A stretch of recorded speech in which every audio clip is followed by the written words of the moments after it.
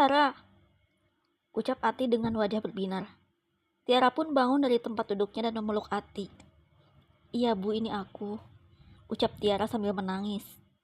Masya Allah nak, akhirnya kita bertemu lagi, ucap Ati.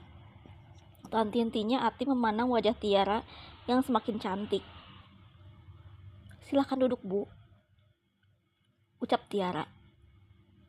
Ati pun duduk berhadapan dengan Tiara di ruangan itu. Ada apa ibu sini? Tanya Tiara dengan nada yang ramah.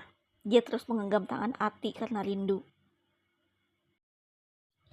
Ibu kesini mau berterima kasih sama nona besar yang sudah mengajarkan cucu ibu membaca, menulis, dan berhitung. Oh iya, beliau ada di mana ya? Tanya Ati. Siapa? Tanya balik Tiara. Nona besar, jawab Ati seraya tak sabar ingin bertemu. Saya nona besar itu.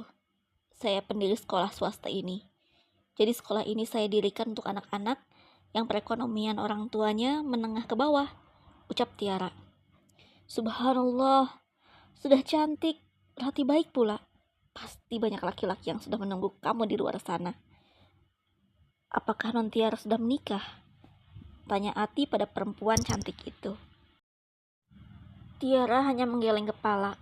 Ekspresinya berubah muram. Sabar nak, jodoh gak akan kemana. Bisa saja kamu berjodoh sama Rehan. Rehan sekarang menduda dan dia fokus membesarkan anaknya seorang diri. Pasca kecelakaan itu, hidup kami berantakan, ucap Ati sedih. Tiara menangis selama teringat kejadian kelam itu. Non, kami gak apa-apa kok. Kami baik-baik aja, ucap Ati. Tiara mengusap air matanya dengan perlahan.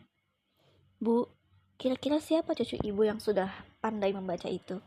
Tanya Tiara. Dia Nabila, anak yang non Tiara bantu katanya, ucap Ati.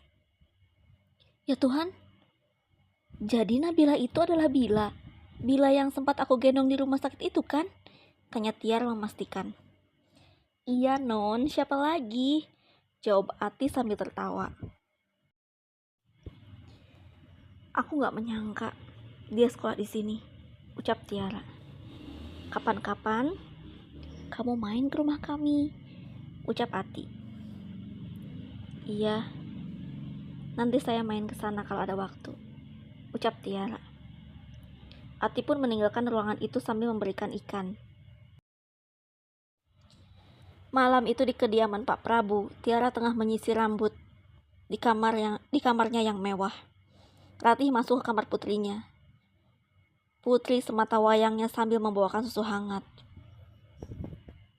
Gimana di sekolah tadi? Terus gimana kabar anak perempuan yang kamu bilang dia itu terlambat membaca dan menulis?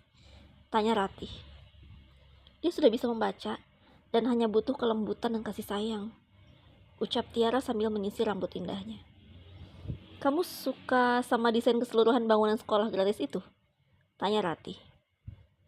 Ya, aku suka sekali. Apalagi aku bisa membantu anak yang pernah aku gendong waktu kecil, waktu dia masih bayi, ucap Tiara. Maksud kamu? Tanya Ratih. Dia bilang, anak itu sudah besar dan dia sekolah di sana, ucap Tiara. Apa? Ucap Ratih terkejut. Kenapa, Ma? Justru bagus, aku bisa menggantikan kasih sayang ibunya yang sudah lama meninggal, ucap Tiara sambil tersenyum. Tapi tidak dengan menggantikan posisi sebagai istri laki-laki miskin itu kan? Marah Ratih. Mah, kok Mama bicara kayak gitu? Ucap Tiara. Mama gak mau kamu ada komunikasi dengan keluarga mereka, ucap Ratih yang mulai kesal. Mama kenapa sih? Tanya Tiara heran. Kamu gak ingat? Kamu itu dicampakkan sama laki-laki itu, nak. Kamu harus punya harga diri. Kamu itu anak kami, ucap Ratih. Memangnya kalau aku anak mama dan papa kenapa? Tanya Tiara. Ratih terbangun dari duduknya dan menatap cahaya lampu di luar jendela sambil menjelaskan pada anak semata wayangnya. Nah, kamu itu perempuan berkelas dan kaya raya. Kamu gak pantas dapat laki-laki macam Rehan yang hanya pegawai murahan. Apalagi mereka sudah menghina kita dengan cara menuduh dan menolak cinta kamu, ucap Ratih sedih. Ratih keluar dari kamar Tiara.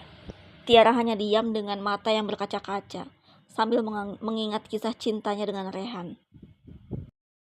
Ratih dan Prabu suaminya berada di kamar dan mereka mendiskusikan mengenai Tiara yang berada di tanah air. Kita nggak akan kirim Tiara lagi ke London? Tanya Ratih. Mama gimana sih? Anak baru pulang kok mau dikirim lagi ke sana? Memangnya nggak kangen? Ditinggal 6 tahun. Tanya Prabu. Gini Pak, kayaknya lingkungan sekolah yang dia bangun itu toksik. Ucap Ratih. Toksik gimana? Kan mama sama papa yang sepakat untuk membangun sekolah gratis itu dengan gaya arsitektur luar negeri. Aduh, mama ini gimana? Umam Prabu pada istrinya. Bukan itu, Pak, ucap Ratih. Tapi apa? Tanya Prabu. Anaknya Rehan juga sekolah di situ. Mama khawatir kalau sampai Tiara dekat lagi sama laki-laki miskin itu, Pak. Mama takut kejadian lama terulang lagi. Atau kalau mereka tahu pelaku sebenarnya adalah Tiara gimana? Tanya Ratih cemas. Enggak, Ma, tenang saja. Nanti papa pikirkan solusinya untuk menghindari laki-laki miskin itu. Bagaimana kalau Tiara kita jodohkan saja dengan anak kerabat papa yang di London? Tanya Prabu. Ide bagus, Pak. Kalau bisa sih secepatnya mama mau mereka cepat bertemu dan bertunangan. Ucap Ratih. Sabar, Ma. Besok papa telepon kerabat papa ya. Ucap Prabu. Syukurlah. Mama jadi tenang. Jawab Ratih. Sedangkan di kediaman Ati keluarga kecil itu tengah berkumpul. Rehan tengah membetulkan lemari furniture pesanan. Ati sibuk menonton TV, sedangkan Halimah hanya duduk saja. Ati ditemani cucunya Bila yang asyik mengemil makanan kesukaannya. Bila, jangan banyak-banyak makan yang manis, ucap Rehan. Iya ayah, lagian ini enak banget. Kayaknya bukan ciki dari warung. Ini sih ciki dari supermarket atau dari mall, ucap Bila. Kayaknya di pasar tempat nenek jualan juga nggak ada, ucap Ati. Dari mana kamu bisa beli ciki itu? Jangan bilang dari Tante Halimah, ucap Rehan yang mulai emosi. Abang kenapa sih? Aku udah gak pernah kasih Bila apapun, ucap Halimah kesal. Dia membentak dengan nada khasnya. Lalu dari siapa? Tanya Rehan dengan halus pada Bila. Dari nona besar, ucap Bila sambil memanja khas anak-anak. Rehan mengerutkan dahi. Dia bertanya-tanya tentang nona besar itu. Ada tujuan apa ya?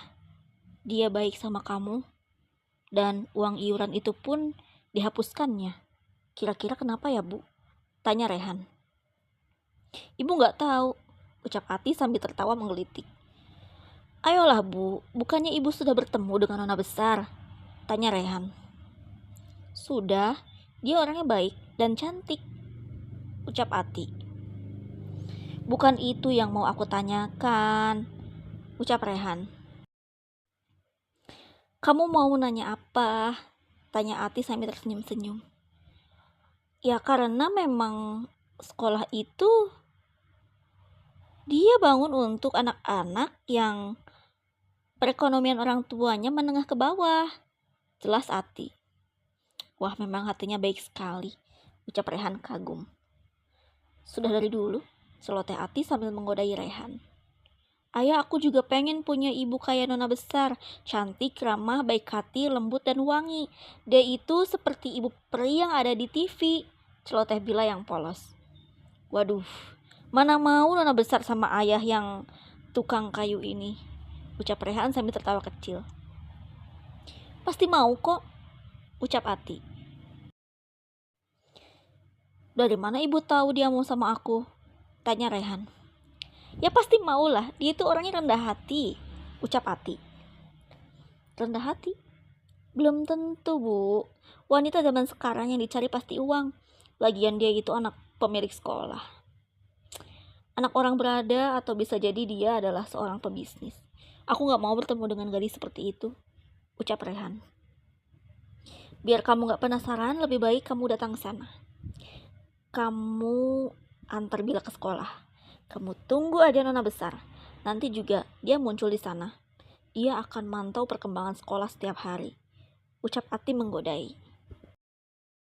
Iya ayah, sekali saja ayah ke sana dan bertemu sama nona besar, ayah pasti suka. Soalnya dia satu-satunya orang yang paling ramah, ucap Bila yang polos. Ya nak, nanti kapan-kapan ayah ke sana. Ayah masih sibuk. Sekarang kamu tidur ya, ucap Rehan. Ya sudah, ibu mau bantu-bantu Halimah buat besok jualan lemper, ucap Ati. Ayah, aku punya PR matematika susah sekali. Ayah bisa bantu, tanya Bila. Besok kerjakan saja ya sama Tante Mimi, ucap Rehan.